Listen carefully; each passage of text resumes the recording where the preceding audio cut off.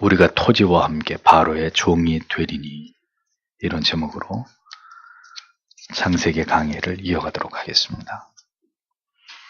아버지와 형제들을 고센에 정착시킨 요셉은 그들과 분명 많은 시간을 함께 보내고 싶었을 것입니다. 그러나 애굽의 총리의 직분은 그렇게 한가한 자리가 아니었습니다. 아직도 가나안과 애굽의 광범위한 지역에 심각한 기근이 지속되고 있었기 때문입니다. 요셉은 이 위기를 어떻게 타개해 나아가고 있었는지 오늘의 본문은 그것을 기록해 놓았습니다. 관점에 따라서는 기근 가운데 시행한 요셉의 모든 행정과 정책이 포악하고 잔인한 전제 군주와도 같다고 오해를 받기도 합니다. 실제로 어떤 주석가들은 그렇게 이 본문을 해석하기도 합니다. 그러나 이 본문의 말씀을 올바로 해석하면 사실은 마땅히 요셉의 칭찬과 찬사를 받아 마땅한 그의 행적이 기록되어 있다는 사실을 볼 수 있습니다. 13절과 14절을 다시 보십시오. 그리고 그 모든 땅에 양식이 없었다. 왜냐하면 기근이 매우 심하였기 때문이다. 그리고 애굽 땅이 그리고 가나안 땅이 기근으로 인하여 쇠약해졌다. 그리고 요셉이 애굽 땅에서 그리고 가나안 땅에서 그들이 사는 곡식으로 인하여 얻게 된 모든 돈을 모았다. 그리고 요셉이 그 돈을 바로의 집으로 가져갔다. 이렇게 기록하고 있습니다. 모든 지역에서 계속된 심한 기근으로 인해서 모든 땅에는 먹을 식량이 완전히 고갈된 상태였고 애굽뿐만 아니라 가나안까지 식량을 사기 위해서 지불된 돈이 모두 요셉에게 모여지고 있었습니다. 요셉은 그 모든 수입을 자신이 아닌 바로에게로 가져갔다고 성경은 기록하고 있습니다. 권력을 가진 자들은 돈과 매우 밀접한 위치에 있습니다. 그래서 많은 비리가 저질러지고 부패가 일어나게 되는 것을 보지 않습니까? 황금을 보기를 돌같이 하지 않으면 힘을 가진 자들은 반드시 불의를 저지를 수밖에 없게 되어 있습니다. 식량을 사기 위해서 지불된 모든 돈이 애굽의 국고에 쌓여지고 있었습니다. 그러나 이 엄청난 돈에 단 한 푼이라도 요셉은 자기를 위해서 챙기지 않고 모두 바로의 소유가 되게 했다. 국고에다 모두 다 그것을 비축했다고 성경은 정확하게 밝히고 있습니다. 요셉이 비록 이방의 나라에서 총리를 지내고 있었지만 그는 정직하고 성실하게 자기에게 주어진 일을 누구보다도 청렴하게 그가 그 일을 감당하고 있었던 것을 볼 수 있습니다. 비록 언약의 자손으로 지금은 바로를 위해서 일하고 있었지만 그는 그 모든 일들을 하나님 앞에서 죽게 하듯이 최선을 다해서 정직하게 그 일을 행하고 있었던 것을 볼 수 있습니다. 이것이 바로 하나님의 존전에서 세상을 살아가는 그리스도인들의 모습이어야 한다는 것이죠. 자신에게 주어진 일에 대해서 정직하고 청렴하게 추워도 불이한 이익을 추구하지 않는 그런 진실함으로 하나님께 하듯이 그렇게 일하는 그리스도인들, 그 자체가 세상에서 빛이 되고 소금이 되는 하나님께 영광을 돌리는 삶이라는 것을 우리는 잊지 말아야 할 것입니다. 하나님을 경외하지 않는 사회와 나라일수록 부패는 극심할 수밖에 없습니다. 그들의 양심은 결코 하나님의 눈을 두려워하지 않기 때문이죠. 15절에서 17절을 이어서 보겠습니다. 그리고 애굽 땅에 그리고 가나안 땅에 돈이 떨어졌다. 그래서 모든 애굽 사람들이 요셉에게 왔다. 이르기를 당신은 우리에게 양식을 주소서. 그리고 왜 우리가 당신 앞에서 죽어야 합니까? 돈이 떨어졌기 때문입니다. 그때 요셉이 말하였다. 너희는 너희의 짐승들을 내라. 돈이 떨어졌다면 내가 너희에게 너희의 짐승들의 대가로 줄 것이다. 그리하여 그들의 짐승들을 요셉에게 가져왔다. 그때 요셉이 그들에게 그 말들의 대가로 그리고 그 양떼의 대가로 그리고 그 소떼의 대가로 그리고 그 나귀들의 대가로 양식을 주었다. 그리고 그가 그 해에 그들의 모든 짐승들을 바꾸어 주고 식물로 그것들을 길렀다라고 기록되어 있습니다.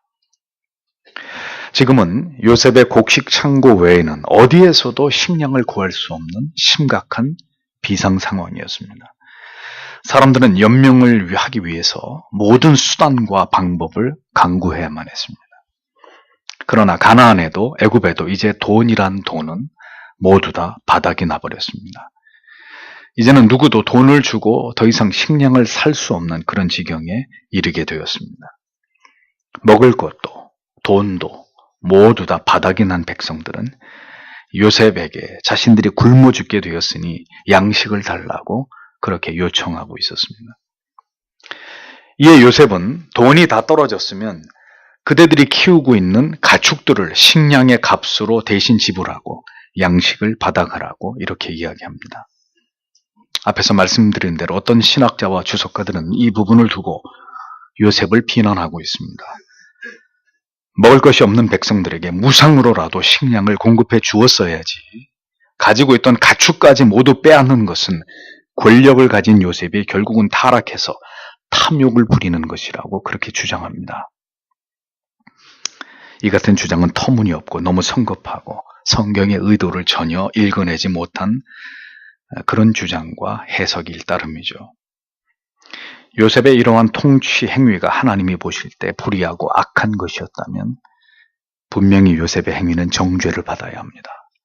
그러나 성경은 전혀 그를 정죄할 의도를 어디에서도 드러내고 있지 않습니다.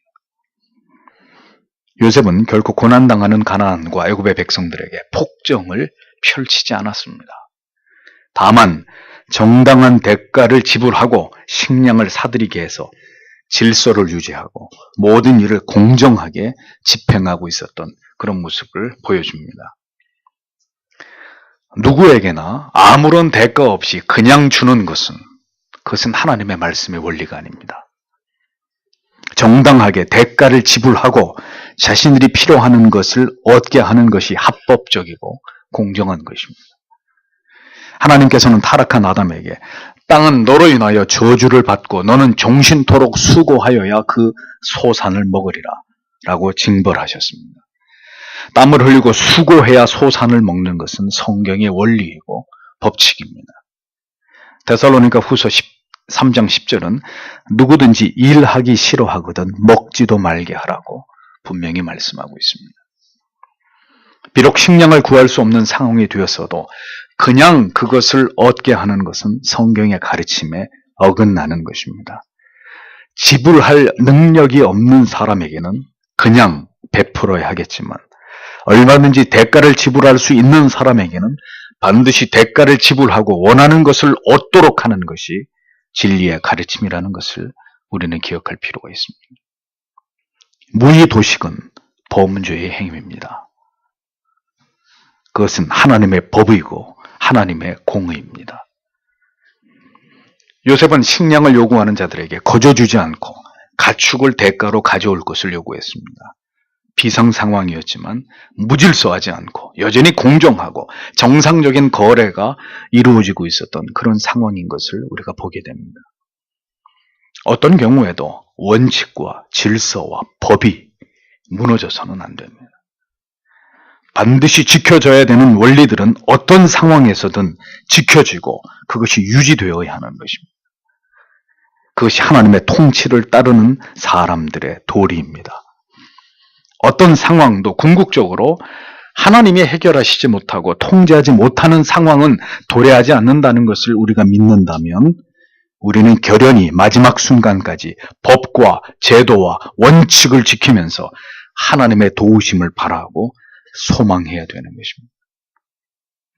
그런 것들을 무시하는 사람은 그리스도의 사람들이 아닙니다.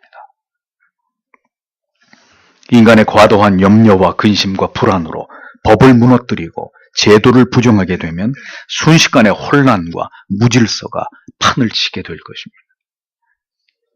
야곱은 이러한 비상시국에서도 백성들로 하여금 정당한 대가를 지불하고 식량을 받아가도록 그렇게 요구하고 있었습니다. 받을 것은 받고 줄 것은 주는 가장 기본적인 원칙을 요셉이 고수하고 있었다는 것이죠.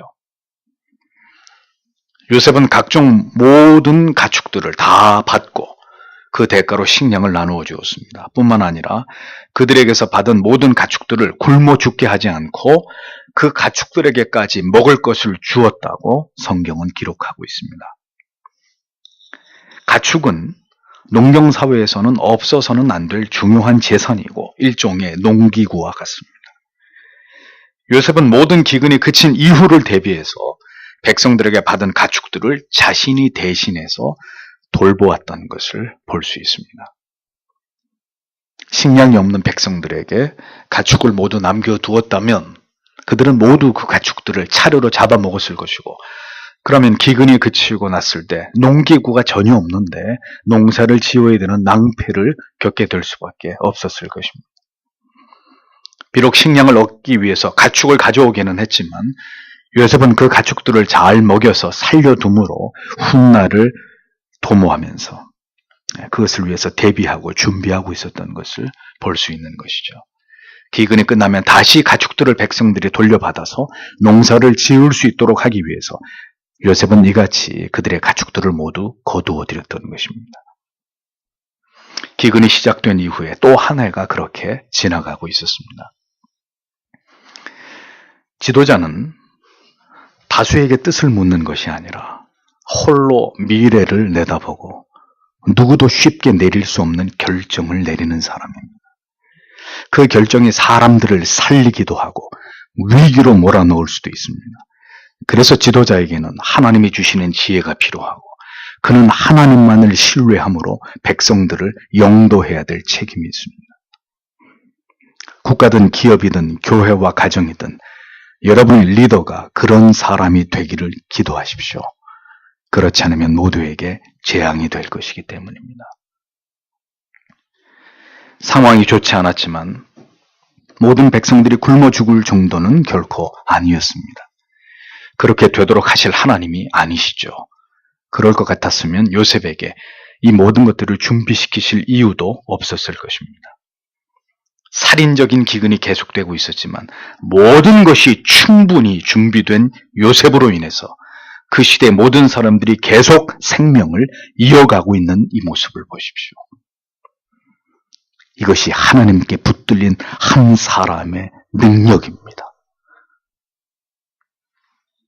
모든 죄인들이 영원한 지옥의 형벌을 향해서 내려갈 때 그들을 막아서신 위대하신 분은 바로 하나님의 아들 예수 그리스도이셨습니다. 그분이 모든 하나님의 자녀들에게 다시 생명을 주셨습니다. 부활과 영생의 소망과 기쁨을 그들에게 불어넣으셨습니다. 비록 세상에서는 수고와 슬픔뿐인 신자로서 고난의 인생을 살아가게 되겠지만 마침내 소망 없는 그 죄인들로 하여금 하나님이 때가 되면 영원한 삶으로 우리를 초대하실 것입니다. 요셉은 계속해서 누구 하나 굶어 죽는 이 없이 이 기근을 지나가게 하고 있었습니다. 이것이 이 모든 악하고 어려운 시대에서도 하나님께서 부여하신 사명을 감당해내는 하나님의 사람들의 능력과 위엄입니다. 이 말씀을 듣는 여러분이 그렇게 이 마지막 때에 이 영적인 기근을 만난 이 시대에 준비된 하나님의 사람으로 요셉처럼 쓰임받는 그런 하나님의 사람들이 되시기를 축복합니다. 요셉이 그들의 가축을 빼앗았다고 주장할 것이 아니라 그들 가운데 한 명도 굶어 죽지 않고 이 기근을 지나가고 있었다는 것에 우리가 초점을 맞출 필요가 분명히 있습니다. 18절에서 19절을 보겠습니다. 그리고 그 해가 다하였다. 그리고 둘째 해에 그들이 그에게 왔다. 그리고 그들이 그에게 말하였다. 우리는 결코 돈 그리고 짐승의 때가 소비된 것을 내 주께 숨기지 않을 것입니다. 내 주께서 보시기에 우리의 몸과 우리의 땅을 제외하고 내 주께로 돌아갔으므로 남은 것이 없습니다. 왜 우리가 또한 우리의 땅이 당신의 목전에서 죽어야 합니까? 당신은 우리의 땅을 양식을 위해 사소서. 그러면 우리가 땅이 바로에게 종들이 될 것입니다. 그리고 당신은 씨앗을 주소서. 그러면 우리가 살 것입니다. 그리고 우리가 죽지 않을 것입니다. 그리고 그 땅이 황폐하지 않을 것입니다. 라고 직역이 되고 있습니다. 해가 바뀌어서 이제 기근의 마지막이 다가오고 있었고 백성들은 이제 자신에게는 돈도 그리고 식량도 바꿀 가축도 더 이상 남아있지 않고 이제 남은 것이라고는 자기들의 몸과 그리고 전답, 땅이 전부라고 요셉에게 고하고 있었습니다. 그들도 그들의 땅도 오랜 기근에 모두 죽어가고 있었던 절체절명의 상황이 그 땅에 도래한 것을 볼 수 있습니다. 이제 백성들은 자기들의 입으로 요셉에게 다음과 같이 제안을 합니다. 이대로면 우리도 우리의 땅도 더 이상 쓸 수 없는, 돌이킬 수 없는 그런 황폐됨을 면할 수 없게 되었으니 우리와 우리 땅을 모두 사들이고 우리를 종으로 삼아서 씨앗을 주어서 자기들의 생명도 이 땅도 황폐되지 않도록 그렇게 해달라고 요셉에게 요청을 하게 됩니다. 자, 본문을 유의해서 보시면 이러한 제안은 백성들이 요셉에게 한 제안이지 요셉이 그들의 가진 모든 것을 그들의 몸과 땅까지 모두 빼앗으려 한 것이 아니라는 것을 분명히 알 수 있습니다.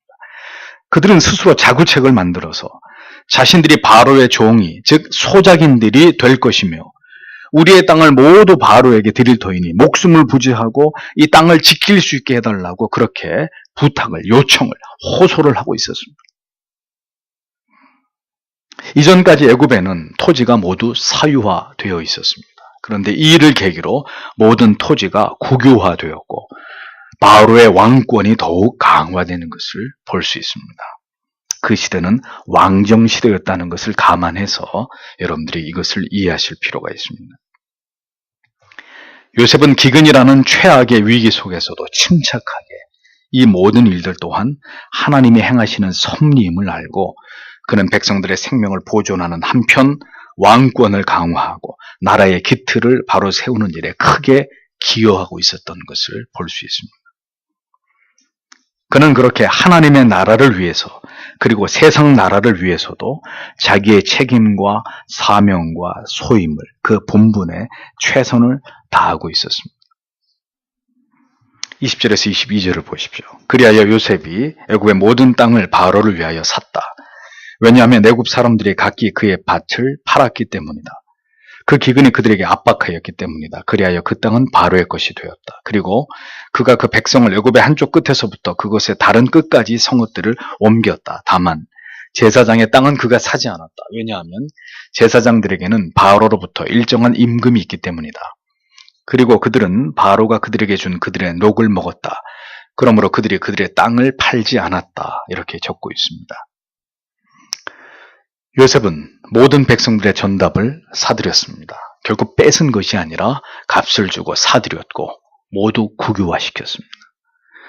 이어 백성들의 거주지를 식량을 분배하기에 유리한 식량이 비축되어 있는 성읍으로 백성들을 모두 이주시켰습니다. 당시 제사장은 왕을 위해서 신탁을 행하는 자였기 때문에 정교가 분리되지 않은 시대 속에서 제사장은 막강한 권력을 가지고 있었습니다.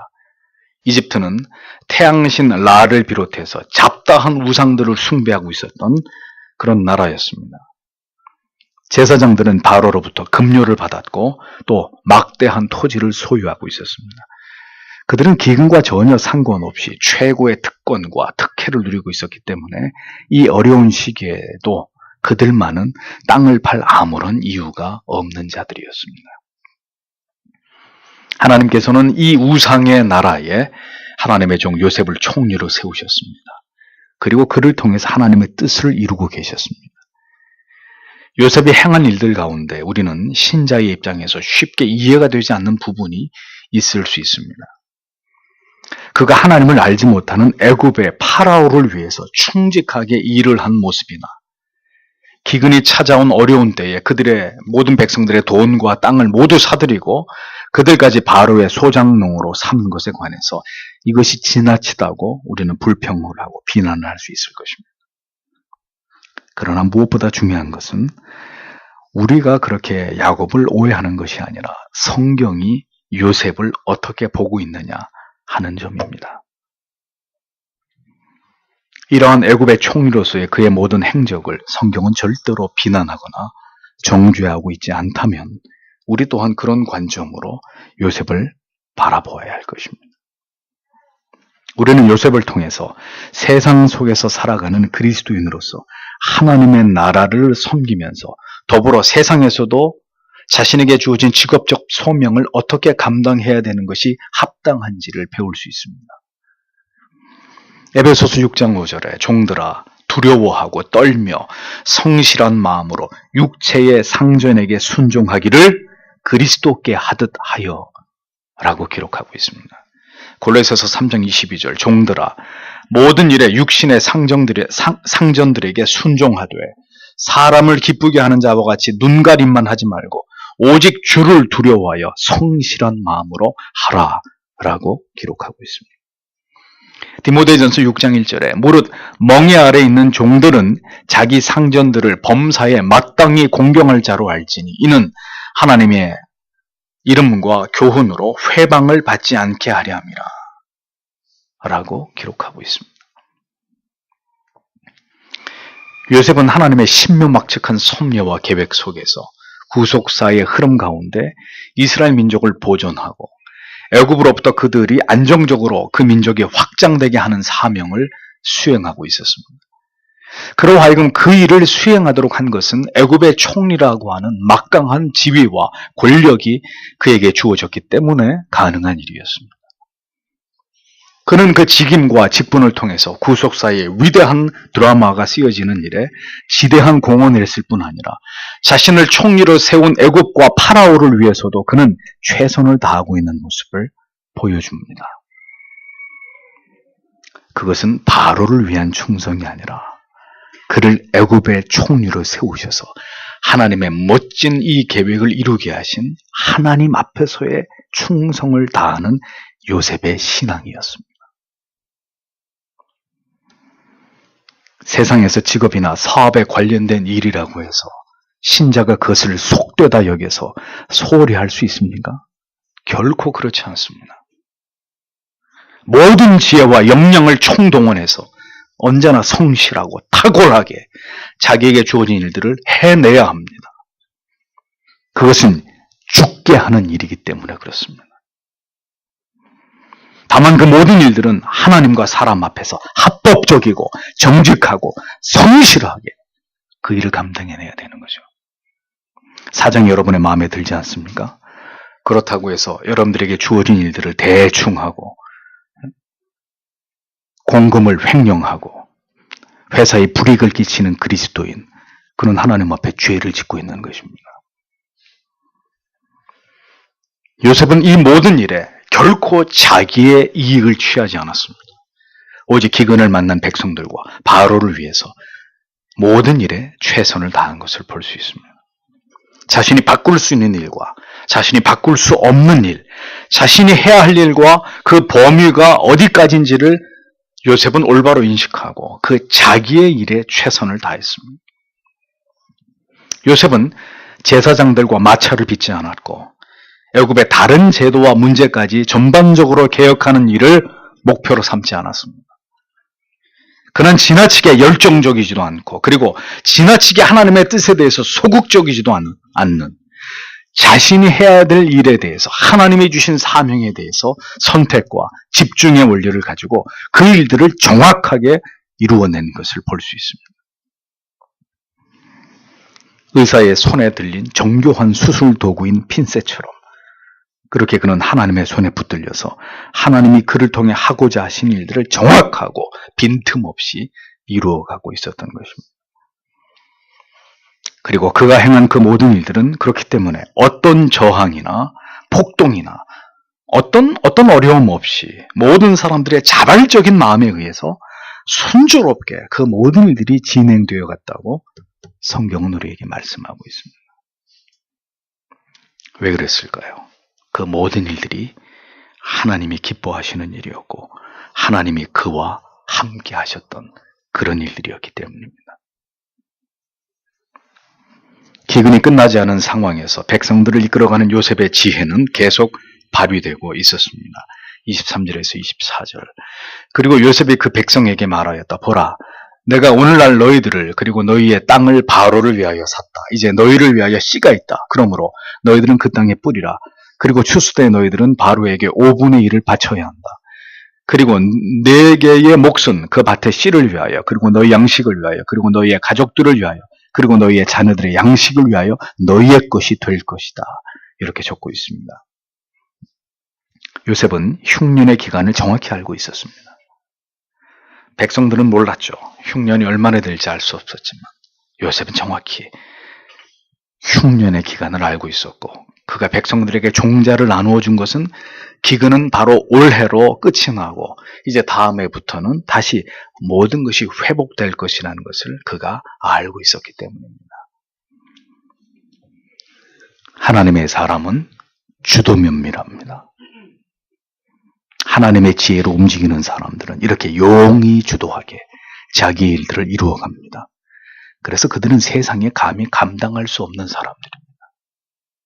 세상이 보지 못하는 것을 하나님의 사람들은 지혜로 볼 수 있기 때문입니다. 요셉은 이제 새로운 법령을 발표합니다. 이제 앞으로 농사를 짓게 될 경우 토지의 소유자가 소작인에게 그해 수확량의 5분의 1을 상납하고 나머지는 그들이 취하도록 했습니다. 이것은 매우 너그럽고 관대한 정책이었습니다. 다른 시대에 이 같은 유사한 법령을 살펴보면 보통 수확의 3분의 1 정도나 심하면 절반가량을 상납하게 한 것이 상례였습니다. 그런데 요셉은 5분의 1, 20%만. 요셉의 이 세금 징수는 그 당시 백성들에게 큰 부담을 주거나 부당한 것이 절대로 아니었다는 것을 알 수 있습니다. 이와 같은 요셉이 정한 새 법령에 대해서 백성들이 어떻게 반응을 했느냐를 보면 그것이 증명되는 것이죠. 25절을 보십시오. 그때 그들이 말했다. 당신께서 우리를 살리셨습니다. 우리로 내 주의 목전에서 은혜를 얻게 하소서. 그러면 우리는 바로에게 종들이 될 것입니다. 이렇게 적고 있습니다. 고대 사회에서는 경제적인 자립 능력이 없는 사람일 경우에 스스로 종이 되는 경우가 많이 있었습니다. 그런데 이런 경우에는 주종 관계가 아니라 오히려 피보호자와 보호자의 관계가 성립이 됐습니다. 기근으로 생명의 위협을 받았던 상황에서 애국 백성들은 자신들의 목숨을 건져준 요셉의 그 선정에 지극히 감복했고 그들은 자원해서 바로의 종이 되기를 원했던 것을 볼 수 있습니다. 믿고 신뢰할 수 있는 백성을 사랑하는 존경받는 지도자임을 백성들이 확신할 때 기꺼이 백성들은 그를 따르고 그의 통치 속으로 자원해서 들어가는 것을 절대로 수치스럽게 고통스럽게 여기지 않는 법입니다. 구약의 법에도 종이 안식년이 되어서 자유를 얻을 수 있었지만 자기가 섬겼던 그 주인을 너무 존경하고 사랑하는 나머지 평생 저는 당신을 주인으로 모시고 싶습니다. 그럴 경우에는 주인의 집 문에 대고 송곳으로 자기의 귀를 뚫어서 자원해서 평생토록 그 집의 종이 될 수 있었습니다. 이런 경우 그는 더 이상 주인에게 노예라기보다는 그 주인에게는 없어서는 안 될 친구이고 집안의 모든 일들을 책임지는 집사로 그렇게 일을 했던 것을 볼 수 있습니다. 오늘 임직을 하는 직분자 여러분, 그리스도와 그의 몸이신 교회를 너무 사랑한 나머지 억지로가 아니라 자원해서 기쁨으로 귀를 뚫는 그리스도의 노예가 되시기를 축복합니다. 그런 마음과 각오로 주를 섬기는 충직한 종, 주인의 마음에 감동을 주는 그리스도의 종이요 그리스도의 동역자들이 되시기를 바랍니다. 자원해서 바로의 종이 되겠다고 하는 백성들의 말 속에서 요셉을 향한 진정한 감사와 존경이 묻어나고 있는 것을 확인할 수 있습니다. 바로는 그의 신복 요셉의 지혜와 그의 탁월한 선정으로 인해서 백성들의 신망과 존경을 얻게 되었습니다. 하나님의 뜻에 합한 한 사람의 역할과 그의 역량을 보십시오. 그를 신하로 둔 왕은 이렇게 행복하고 그를 총리로 둔 백성은 그에게 감사와 감격을 표현하는 것을 멈추지 않고 있습니다. 이 세상을 사랑하는 모든 그리스도인들이 이렇게 이 세상에서 하나님 앞에 쓰임을 받는다면 세상은 어떻게 되겠습니까? 이 세상이 어떻게 변해갈까요? 하나님께서 자기 백성들을 위하시고 그들을 보존하시고자 할 때 이렇게 탁월한 지도자를 세우셔서 하나님의 계획하신 모든 일들을 완벽하게 이루어 나아가시는 장면을 우리는 이 창세기의 말미에서 보게 됩니다. 왜 우리에게는, 이 나라와 이 민족에게는 이러한 지도자가 없는 것일까요? 왜 우리는 오늘 이토록 어두워져가는 시대 속에서 아무런 희망을 찾지 못하고 마음의 무거운 절망감을 느껴야만 하는 것일까요? 하나님께서 정녕 이 나라를 버리신 것일까요? 어찌 수십 년에 걸쳐서 3대에 이르도록 북한의 백성들은 저렇게 포악하고 잔인한 통치자 아래서 고통을 당해야만 하고 이 나라는 이러한 위기와 어려움 속에서 더욱 타락을 부채질하는 사악한 변화를 가속시키고 있는 것일까요? 우리는 요셉과 같은 지도자를 하나님께서 다시 한국 교회와 이 나라에 세우셔서 하나님의 백성들과 교회를 지켜주시기를 간구해야 할 것입니다. 이 영적인 기근 속에서 부디 우리를 건져내 주시고 다시 씨앗을 뿌릴 수 있는 새 날을 우리에게 열어주시기를 하나님 앞에 간절히 기도해야 될 것입니다.